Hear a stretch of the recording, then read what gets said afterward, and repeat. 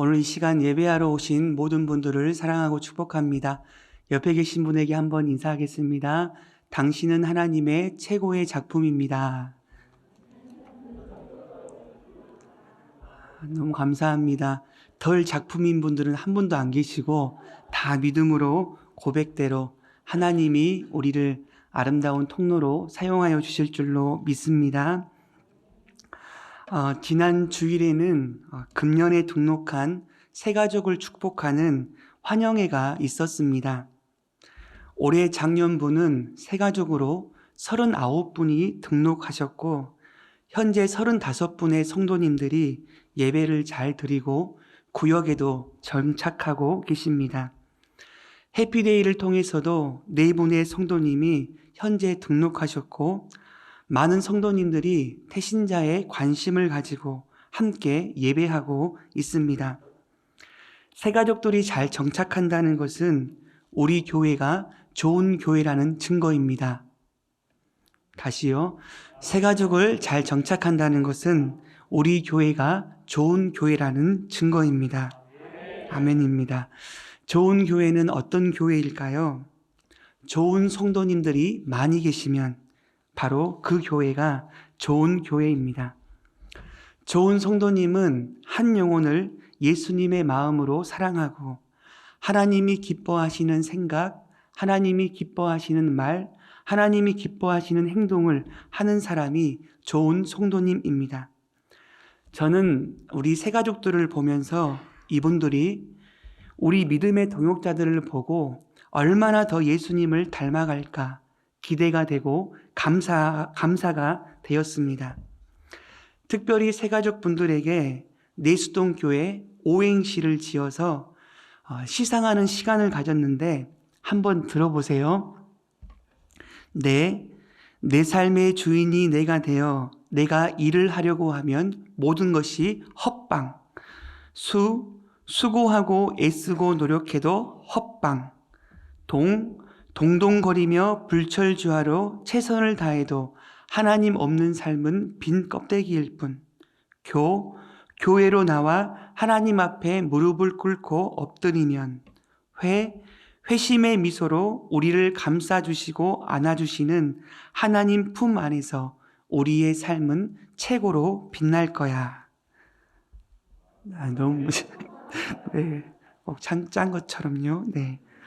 내 삶의 주인이 내가 되어 일을 하면 모든 것이 헛방, 수고하고 애쓰고 노력해도 헛방, 모든 것이 빈 껍데기일 뿐. 이 오행시를 소개하는데 마음에 감동이 되었습니다. 내 삶의 주인이 내가 아닌 하나님이심을 고백하면 모든 것이 다 의미가 있구나.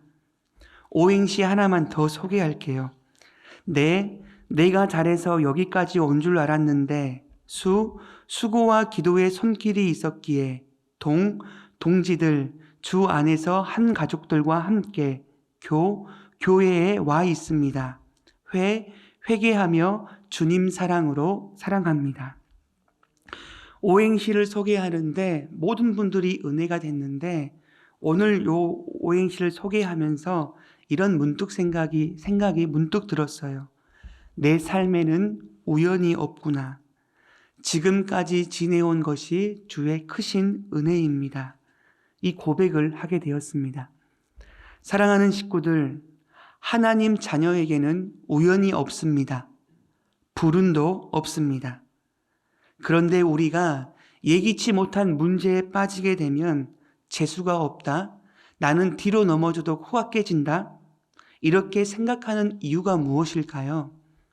우리들은 피조물이기 때문입니다. 저와 여러분들은 연약해서 하나님의 숨겨진 섭리를 깨달을 수가 없고 하나님의 최종 목적을 알 수 없기 때문입니다. 우리에게 어떤 일이 일어날지 아무도 몰라요. 며느리도 모릅니다. 하나님만 아십니다.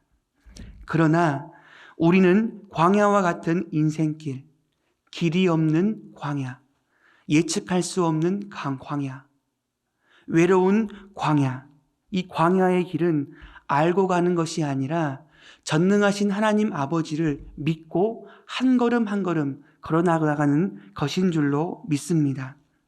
이 믿음의 고백이 중요한 거죠. 오늘 본문에서는 하나님 자녀에게는 의미 없는 시간이 절대로 없다. 이것을 말씀하고 있습니다. 오늘 본문 1절 말씀에 보니까 베스도가 부임한 지 3일 후에 가이사랴에서 예루살렘으로 올라가니. 아멘. 다들 아시겠지만 사도행전 24장에서 바울은 유대 총독 벨릭스에게 정식 재판을 받는데 벨릭스는 이미 다 알고 있어요. 바울에게 죄가 없다는 것을요. 그런데도 벨릭스는 첫 번째, 유대인의 마음을 얻기 위해, 두 번째, 바울에게 뇌물을 받으려고 바울을 감옥에 가둡니다. 며칠 동안이요? 아니요. 몇 달 동안이요? 아닙니다. 무려 2년의 시간을 감옥에서 보내게 됩니다. 바로 이때 총독이 바뀌게 되죠. 벨릭스에서 베스도로요. 베스도는 오늘 본문 1절에 나온 것과 같이 부임한 지 3일 만에 유대 종교의 중심지인 예루살렘을 찾아갑니다. 왜 그럴까요? 자기가 다스릴 핵심 지역에 가서 유대인들의 실세와 친해지기 위해서입니다. 바울의 마음이 어땠을까요? 아무것도 할 수 없었던 2년의 세월이요. 사도행전 20장 24절에 바울이 얼마나 예수님을 위해서 살아오신지 다 알고 있잖아요. 내가 달려갈 길과 주 예수께 받은 사명, 곧 하나님의 은혜의 복음을 증거하는 일을 마치려 하면은 뭣도 아끼지 않는다고요. 나의 생명을 조금도 귀한 것으로 여기지 아니하노라. 아멘. 열심히 앞만 보고 달려온 바울입니다. 이렇게 많은 시간을 허비하고 있으니 바울의 마음이 얼마나 불편했을까요? 하나님, 이 귀한 시간 내가 자유롭게 다니면 복음을 증거할 수 있는데 이 시간 버리면 어떻게 합니까? 하나님을 향해서 원망과 불평이 쏟아지는 것 아니겠습니까? 많은 실망과 좌절감을 느꼈을 거예요. 그리고 두 번째요. 총독 교체. 전임 총독 벨릭스도 유대인의 환심을 사기 위해서 2년 동안 가두었는데 신임 총독 베스도도 부임한 지 3일 만에 예루살렘으로 쪼르륵 올라가니 별반 다를 게 없어요. 신문도 다시 받아야 되니 모든 것이 다시 시작해야 되는 것 아닙니까? 도대체가 앞이 보이질 않아요. 언제까지 이 재판이 계속될지 몰라 답답한 것 아니겠습니까? 그런데 전혀 기대하지 않았던 베스도가 바울에게 이야기를 합니다. 오늘 본문 12절 말씀을 우리 다 같이 한번 합독하겠습니다. 자, 시작.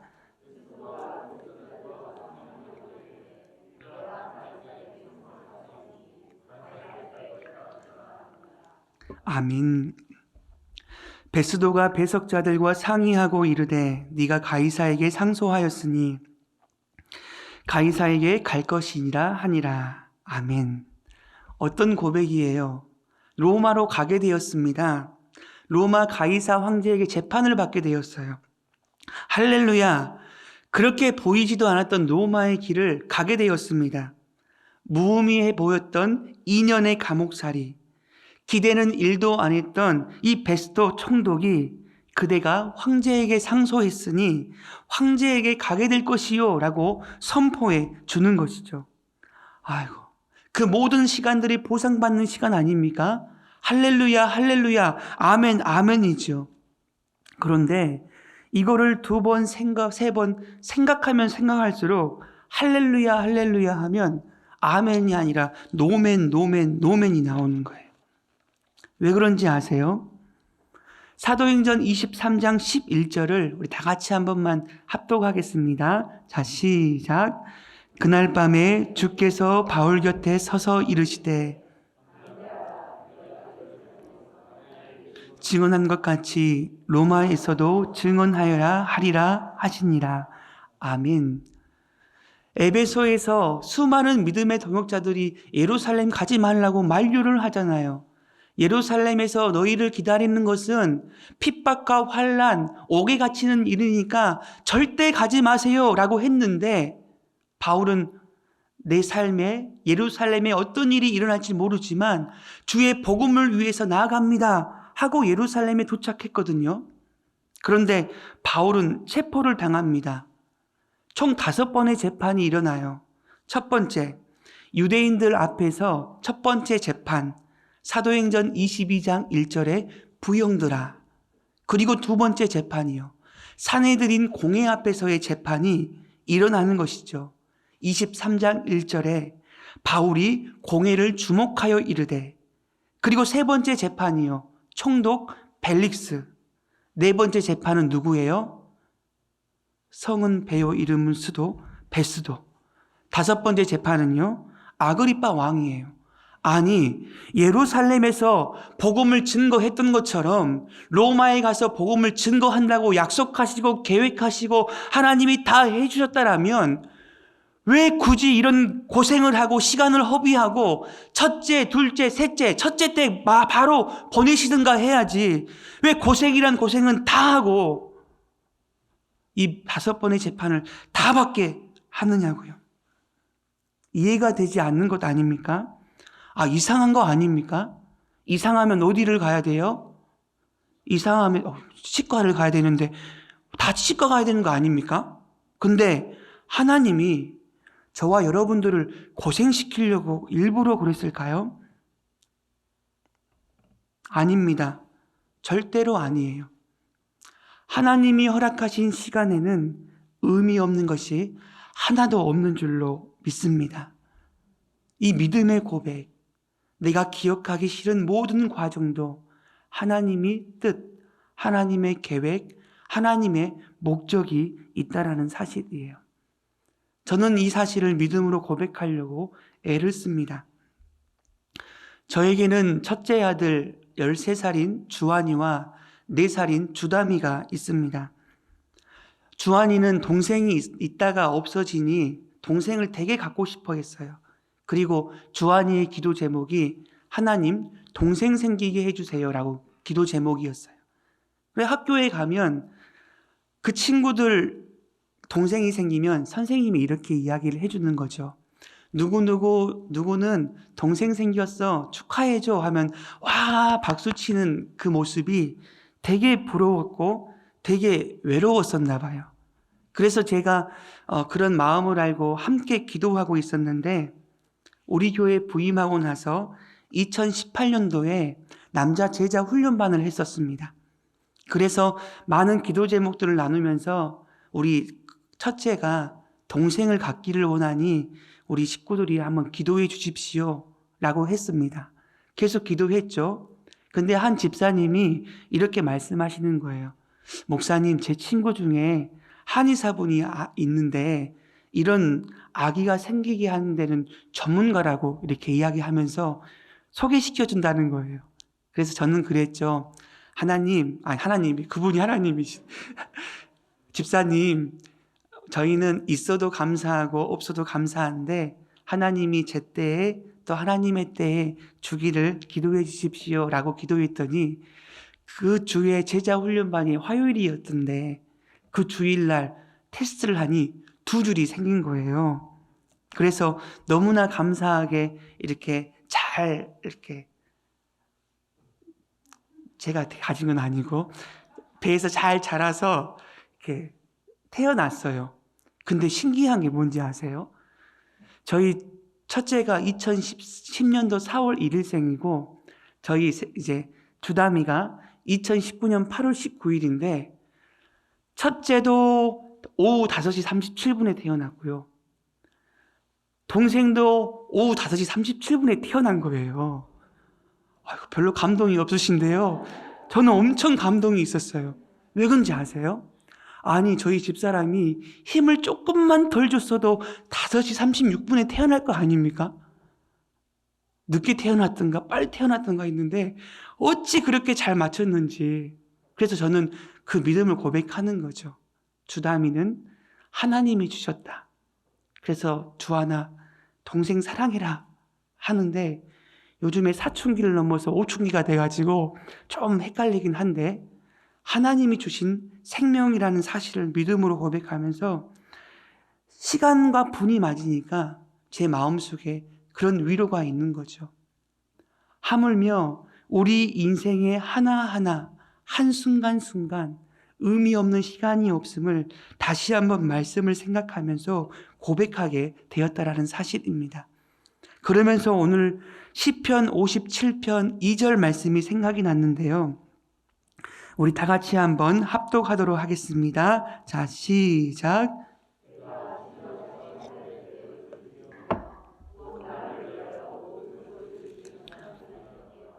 아멘. 다윗이 고백하는 거예요. 내가 지존하신 하나님께 부르짖습니다. 지존하신 왕 중에 왕이신 하나님께 부르짖습니다. 그 하나님은 나를 위하여 모든 것을 이루시는 분이십니다. 놀라운 고백 아닙니까?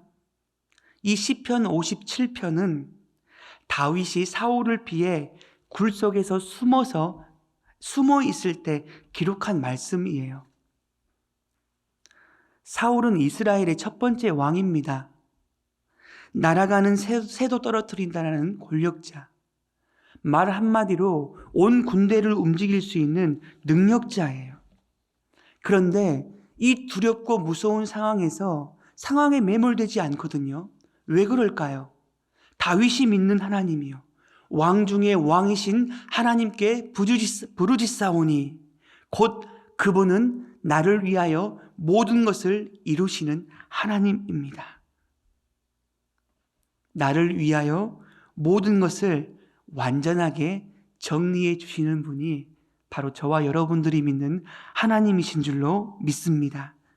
우리의 삶의 모든 여정이 이해가 되진 않지만 하나님이 허락하신 일, 하나님이 가장 좋은 길로 인도해 주시자는 그 믿음의 선포가 너무너무 중요하다는 사실입니다.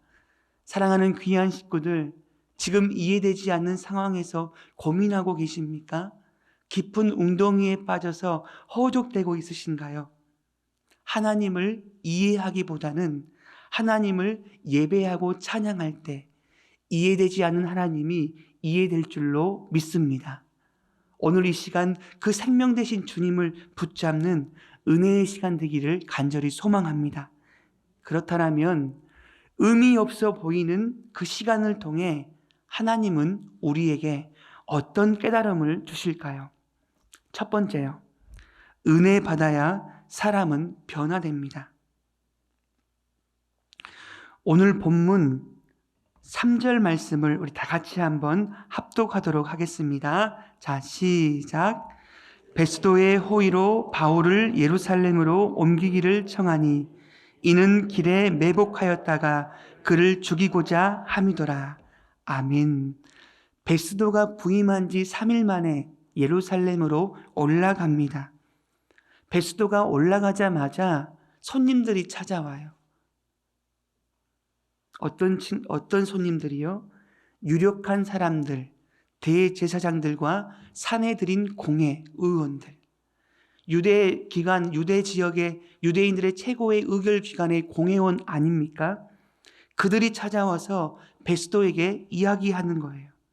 베스도에게 아부를 하면서 바울이 가이사랴에 있는 바울을 예루살렘에 데리고 와서 예루살렘에서 재판을 좀 하게 해 주십시오 라고 이야기를 하는 거예요. 그 이유가 무엇일까요? 바울이 예루살렘으로 올라가는 길에 매복하였다가 그를 죽이고자 함이더라. 뭘 의미할까요? 바울을 죽이려는 유대인들의 악한 계획은 전혀 달라지지 않았습니다.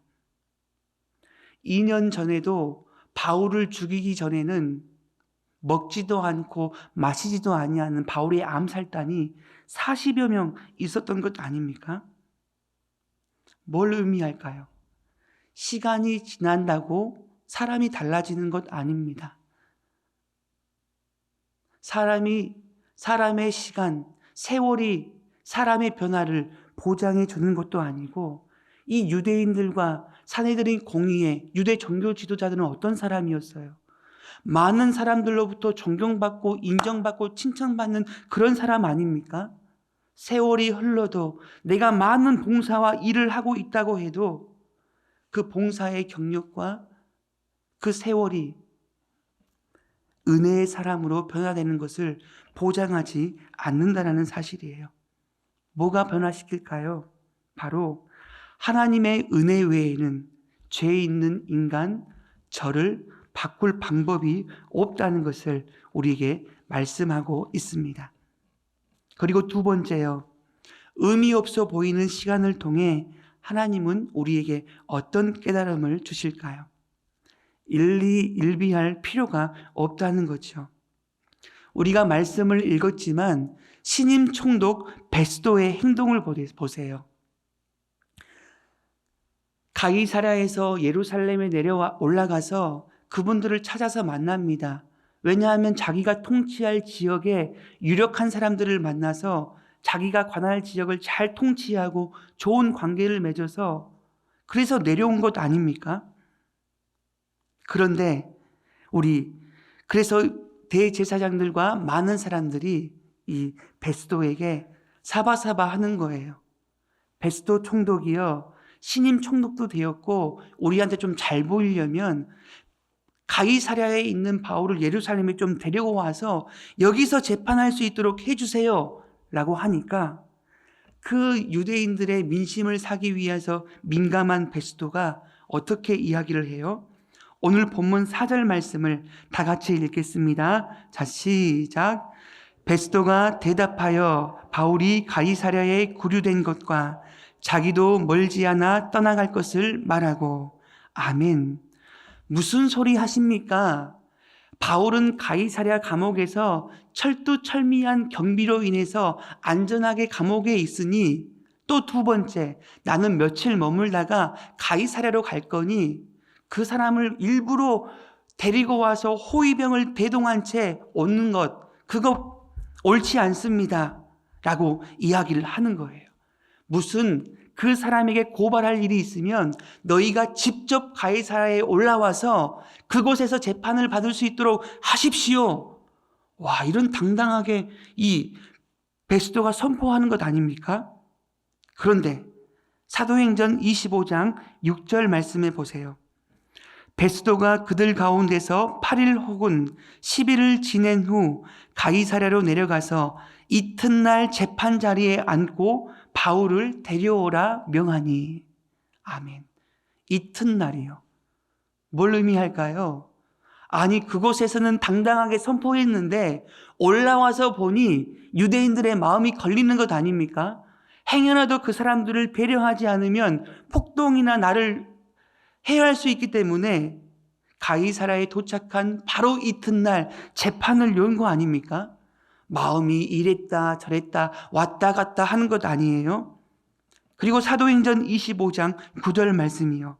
우리 다 같이 한번 합독하도록 하겠습니다. 자, 시작. 베스도가 유대인의 마음을 얻고자 하여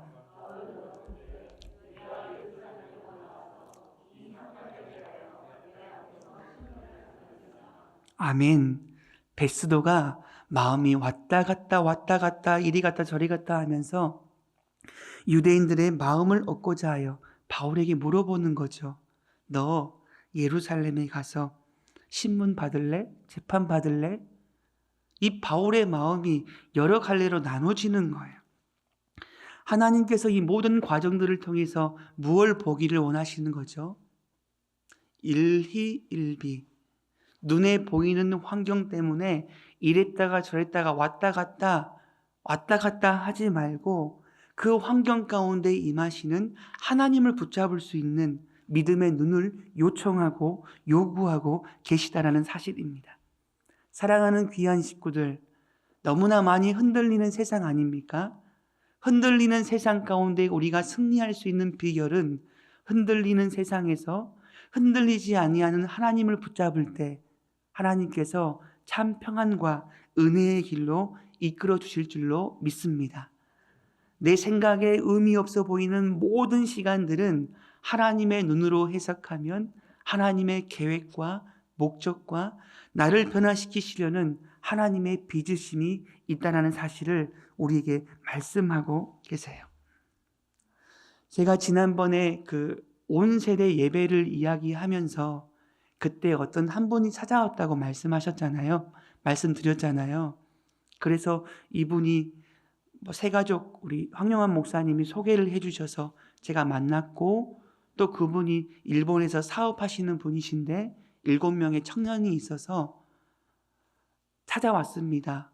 어디로 등록할지 모르는 요 시기에 한번 찾아왔으니 제 말 좀 들어보십시오 라고 하면서 엄청난 물질을 불교계에 이렇게 우리말로 하면 헌금을 하고, 또 이렇게 사업자 반감 방문했는데 제가 아들을 잃어버리고 또 어떤 모든 과정 통해서 예수님을 믿게 되었습니다 라고 이야기를 하면서, 그분이 생일이라고 해서 우리 아이들 7명의 청년도 있는데 죽을 좀 사 먹을 수 있게 해달라고 말씀을 드렸잖아요. 그래서 이렇게 빨리 가서 빌려서 10만 원을 이제 드렸는데, 그 뒤에 연락이 없었다 진짜 없었다?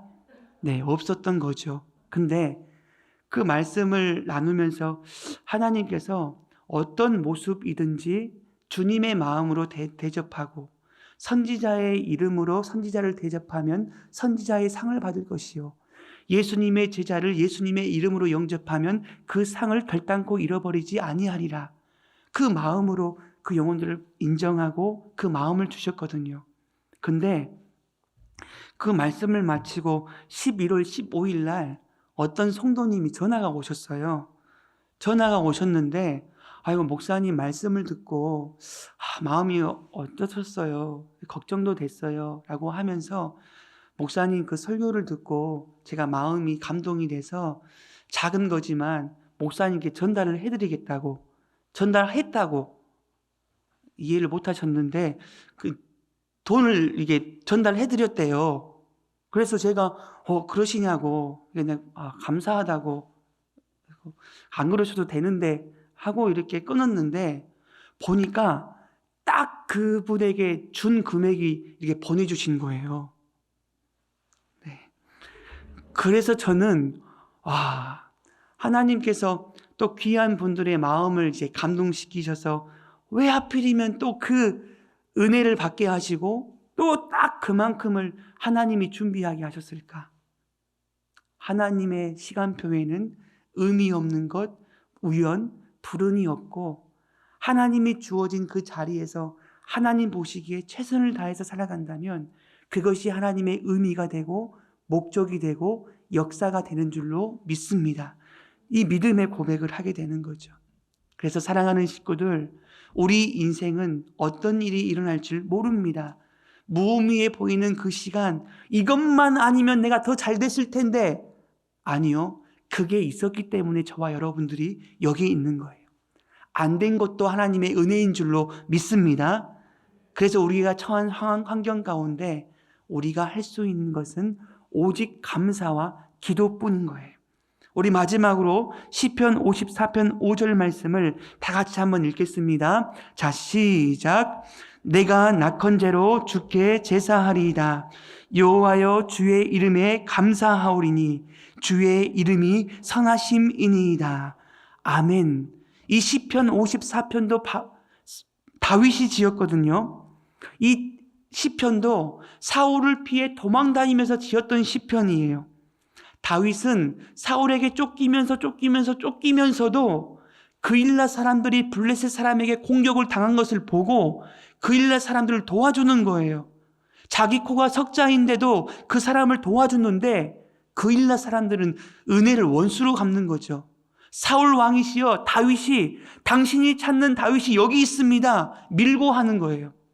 그래서 어쩔 수 없이 광야 황무지 10부로 도망을 가는데 그 10사람들도 사울 왕이여 그 다윗이 여기 있어요 밀고 하는 거 아닙니까? 은혜를 원수로 갚는 그일라 사람들, 광야의 10사람들은 유다 지파로서 다윗의 친척이에요. 그 믿었던 도끼에 발등을 지키는 그 처참한 상황 가운데서도 다윗은 상처에 매몰되지 않고 뭐라고 고백합니까? 내가 낙헌제로 주께 제사하리이다 고백하는 거예요. 낙헌제는 히브리어로 네다바입니다. 네다바는 자원하다, 즐겁다, 자원함으로 기쁨으로 예배하다 이 뜻이에요. 어떻게 자원함으로 예배 드릴 맛이 납니까? 기분이 들어요? 아니요. 다 때려치고 싶은 그 상황 가운데서도 낙헌제로 주께 제사하며 감사함으로 주님을 예배하고 찬양합니다. 이 고백하는 거예요. 왜요? 시편 54편 5절 하반절에 주의 이름이 선하심이니이다. 이름은 존재 속성을 의미하죠. 내가 보기에 하나님 선하지 않으세요. 어떻게 이런 일이 생깁니까? 고통스럽고 힘이 들지만 감사로 제사를 드려버리는 거예요. 자발적으로 기쁨으로 예배하니까 그 상황이 이해되는 것 아닙니까? 주의 이름이 선하심이니이다. 사랑하는 귀한 식구들, 저와 여러분들이 어떤 상황에서도 좋으신 하나님, 참 좋으신 나의 하나님, 그 하나님을 마음을 열어 주님을 바라볼 때 의미 없는 시간, 상처받는 그 시간이 나를 단련시키는 믿음의 시간으로 우리 주님이 사용하여 주실 줄로 믿습니다.